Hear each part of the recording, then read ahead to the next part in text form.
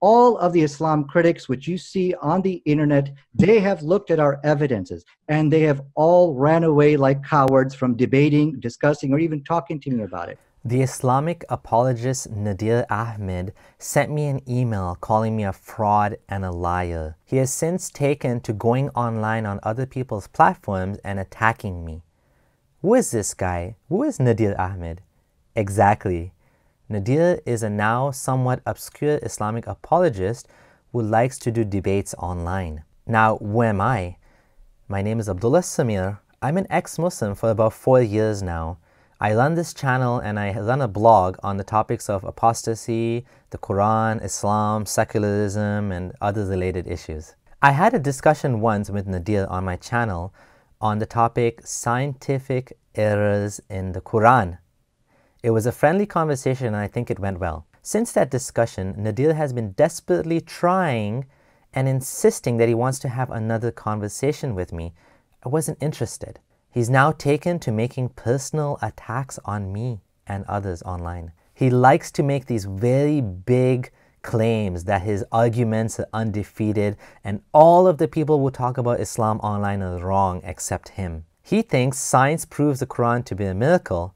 His positions are so embarrassingly out of date that even other Islamic apologists have moved on now.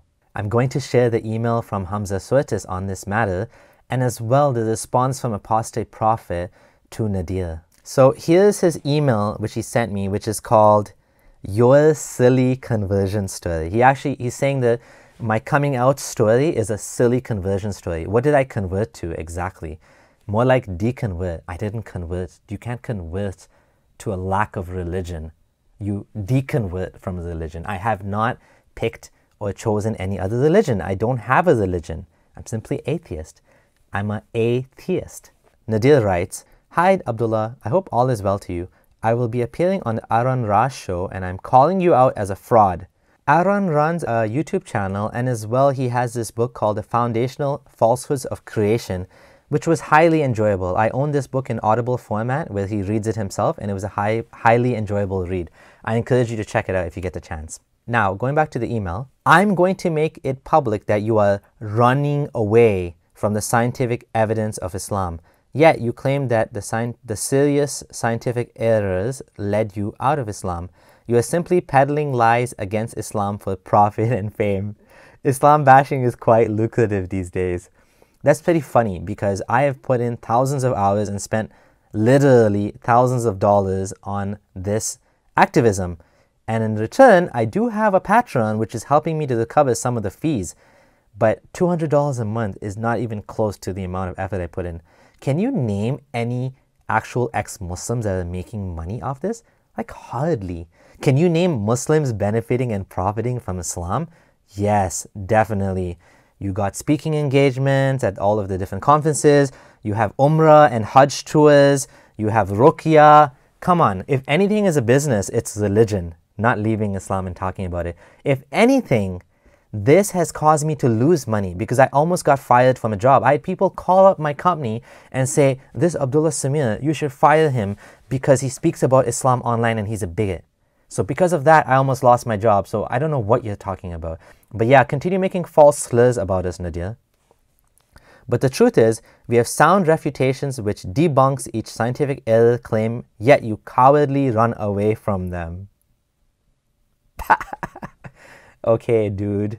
Every single argument against science in the Quran is debunked by you? That's hilarious. Okay. Anyways. Your silly conversion story is nothing but a hoodwinkle. I'm challenging you on the following topic. Does Islam contradict science? Or is the Quran a scientific miracle? I think Nadir might have forgotten that we already had a conversation on this topic. Does Islam contradict science? And we specifically focused on the errors in the Quran. In the past, I had a friendly discussion with you. I let you get away with a lot. Gloves are off now. But now, I'm coming to expose you as a fraud.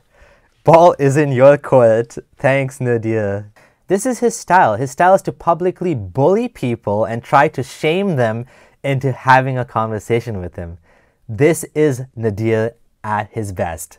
I watched a discussion once between Nadir and Dr. Richard Carrier, and to anyone who was neutral and watched that video, they saw that Richard poked so many holes in what Nadir was saying.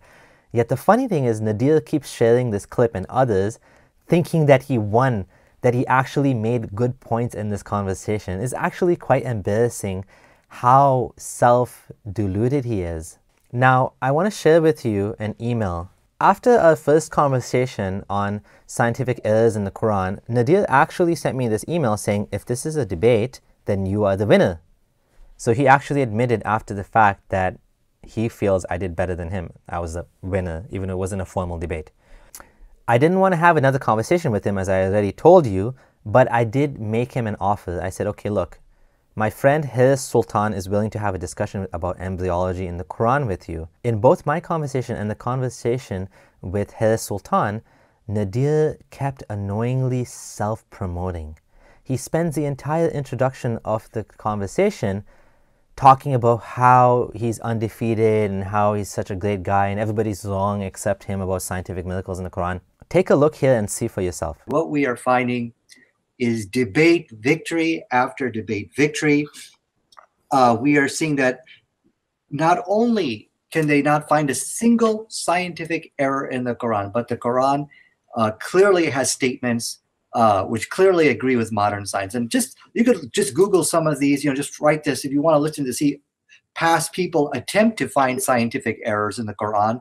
You can just type this into your Google or your YouTube search and you can listen to the discussion. And of course, we've had one with Abdullah Samir. Just go ahead and type that and you can listen to it. And what you're going to find is a consistent trend in all of this discussion. And that is nowhere are they able to find any kind of scientific error. Now, after this, I was even more sure that I didn't want to have another conversation with Nadir. All he did is brag and rant about how he's undefeated and all of the people are running away from him. It was clear to me that his entire approach is showmanship and not substance. I was definitely not interested at this point and I made it clear to him, but you never know, in the future I might have had another conversation with him until this happened. This is when Nadir sent me this "your silly conversion" story. So not only is he belittling me and my authentic self-expression about leaving Islam, he's calling me a fraud, a liar, a coward, all sorts of nonsense. He also decided to use Aaron's channel to mock and attack me publicly. He did this repeatedly. For example, on interpreting Surah 38 on August 11, 2019. And so when I say the Quran is unchallengeable, this is what I base my evidence of. People like Abdullah Samir, the Rationalizer, Sam Shimon, David Wood, Christian Prince, all these people who claim to be critics of Islam, I've actually invited them. Can you please ask the same question I've asked you, Aaron? Show me where these scientific errors are. Every one of them ran away. Why? It's because I'm a person who actually researches these things and looks into them. And so I think one of the reasons why there's really no discussions on these things is because they fear public embarrassment. I've gone so far as even offer them money. Hey, listen, I'll pay you if you could find me a scientific error in the Quran. And all of them have cowardly ran away. But anyways. Then on chapter 7, The Heights, on August 25th, yet again he mentions me. All of the Islam critics which you see on the internet, they have looked at our evidences and they have all ran away like cowards from debating, discussing, or even talking to me about it. The other issue with Nadir is he is so out of date on the material. He's about a decade behind in the dawah. The 90s scientific miracles in the Quran narrative is so dead. It's past its expiry date. Muslim apologists have already moved on. Hamza, Soetis and others are already admitting there's no scientific miracles in the Quran. Here we have Nadir yet again asking me for a conversation. I told him, why don't you talk to Hamza Soetis? And I even sent him this great presentation, Understanding Science in the Quran, that clearly shows the problems with the scientific miracles narrative. Basically, instead of watching the video, he's like, oh, let's just talk to him. He's decided to email him. He emails Hamza and Hamza replies, listen, I'm not interested in being in this thread. I'm busy And I've made it very clear there are no scientific miracles, as everything can be explained naturalistically, and there's always a possibility for scientific conclusions to change, which by definition means there's no miracle. But the Quran is timeless, multi-leveled, and multi-layered. See the presentations below. If you, after watching, I'd be more happy to answer any questions. Of course, Nadir in response says we should review his video versus someone like Zakir Naik.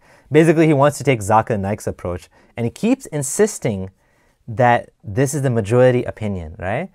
And I'm getting so tired of Nadir at this point and his inability to move on. I spelled it out for him. I said, here's a book. Read this book. Read Hamza's essay, right? He's like, okay, I can't download the PDF. That was his response. Like, really? I send him the PDF. What happened next? He's asking me again, when are we going to have a conversation? I'm like, nobody's interested in seeing me talk to you. That's what I'm trying to tell you, right? And I'm trying to say to him, after all of this, he's still asking me, do you see anything about embryology in the Quran which disagree with science? I literally sent him a book debunking embryology in the Quran. Oh my God, this is me getting frustrated here. Oh yes, the PDF you sent me. So the problem is that it is a really big document. That was his response to me. I don't read big documents. He wants me to spoon feed him. Can you provide me any reference of embryonic scientific error problem that you see, if there are any? Oh my God, please help me. Please, God, if you exist, please send me more learned, intelligent people that want to discuss, not people like this. I know God doesn't exist because he keeps sending me people like this. Nadir, you are the Muslim apologist. It's your duty to do the homework and be familiar with the arguments on this topic. Why are you asking me to spoon feed you? Anyone surprised that I don't want to talk to him? Even Hamza, right to his face, told him, dude, it's all there. And what does he do? He just ignores it. Why should I talk to someone like this who doesn't want to learn? Tell me that. Finally, check out this response from the Apostate Prophet to Nadir on Aaron Ra's show. The Bible has many scientific errors in it. And that's why people like David Wood, Sam Shimon, your friends who are scared to death to talk to us and to come on the show and just talk about the scientific errors in the Bible, which we all know about. So what you just said, Apostate Prophet, you need to apply it to David Wood and Sam Shimon, who are ducking me because of what I did to Jay Smith. I gotta throw in here just a moment, Nadir, that you said Apostate Prophet was terrified of you, and that's why he wasn't on the show, and he found out you said that, and now here he is. So probably would not be a good idea to boast how people are scared of you when they're clearly not. Well, no, I don't think that I'm going to take that claim back. There's many people who came to you, and I think Apostate Prophet can probably verify that, who asked you, come talk to me, and he responded back, no, I don't want to talk to Nadir because something like I heard he's a bad guy or something like that. Okay. So I've been trying to do this for a long time. Let me interrupt that for a second. Yeah. I've heard for the last 2 or 3 weeks that that there is someone called Nadir Ahmed who wants to argue with me, with Apostate Prophet, and he goes on claiming apparently that Apostate Prophet is scared of me and he runs away from me and this and that. The first time I saw that, I get such emails. I don't know. I can't really respond to all of them, but I got this specific email where I saw Nadir Ahmed is challenging you for a debate. And my first thought was, to be very, very honest, who the hell is Nadir Ahmed? That was my first thought. I just want to clearly say that my first reaction was, who the hell is Nadir Ahmed? My second thought was, if I don't even know who the hell Nadir Ahmed is, how come this guy called Nadir Ahmed is going on claiming that I was running away from him? I thought, so who is this guy? I looked a little bit into it, and I found out that that you had a debate or a discussion with David Wood before. David Wood is my friend, so I was together with David Wood, and I asked him, hey, who is this Nadir Ahmed guy? And he said, I would just advise you to watch some debates between me and him that I had. So I watched those debates, and it was quite funny because there was nothing intellectual going on between David Wood and Nadir Ahmed in those debates. It was rather just David Wood making his usual hard-hitting points about Islam, and Nadir Ahmed coming with some conspiracy theory stuff. In the following, after that, I saw that from Nadir Ahmed's side, there came a lot of personal attacks and accusations toward David Wood and his friend Sam Shimoon after a debate. So David Wood briefly told me, he said that's how Nadir Ahmed works. Usually no one has heard of him. Then he suddenly appears with his name, makes accusations, tells people that everyone was terrified of him, that everyone was afraid of him. Then he's on the stage, he gets completely debunked and destroyed, and then he disappears, and then he comes to the surface again by claiming that people were afraid of him. So it's very unsurprising to me to hear that Nadir Ahmed goes on some individual that I have never even heard of goes on saying that I was afraid of him, I was terrified of him. So I watched the last live stream on your channel, Aaron. Thanks for having all these discussions. Anyway, I don't know how you do that. Yeah, I came back, and what I saw there is that Nadir Ahmed was calling me an online clown. So this guy, sorry, online troll. This guy whom I don't even know, or who doesn't even know with me, who has never conversed with me, was going ahead and calling me a troll, which is very ironic because Nadir Ahmed apparently gets all his attention by doing exactly, by definition, what an online troll does, which is to go online and to say provocative things in order to attract the attention of people, in this case of me. I still believe in a way that I made a mistake by even agreeing to have a conversation with Nadir Ahmed. I would rather go ahead and have a discussion just with you, Aaron, and with all the other friendly people on here who usually talk about on these subjects. I kind of feel like I have been provoked by a troll, by a clown, to come here and have this conversation, who has done nothing but to insult me so far, but which I find very, very ironic. So that said, I would really not be interested in having a normal conversation with someone who can't even have some basic respect toward an individual who disagrees with him.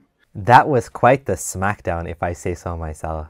In conclusion, Nadir, nobody owes you a dialogue. Work on your own channel. Build your own platform. Do your own work, man. Why are you so thirsty? Why are you so obsessive, demanding and begging for people to talk to you? By bad-mouthing people like this, you're only ruining your own reputation. Nobody is going to want to talk to you. You're creating a self-fulfilling prophecy. Brag and boast and attack others, and then nobody wants to talk to you. Are you surprised by this? As you can see, nobody is scared of you, Nadir. You're just stuck in the past, and we don't feel it's worth the time to have a conversation with you. Muslim apologists have left you in the lurch while you keep banging your scientific miracles drum. I suggest you reconsider your positions and get with the times, man. As well, because of your childish and immature, dumb behavior, I will not be having any conversations with you on my channel. You can't bully people into talking to you. Thanks for watching. This is Abdullah Samir, signing out.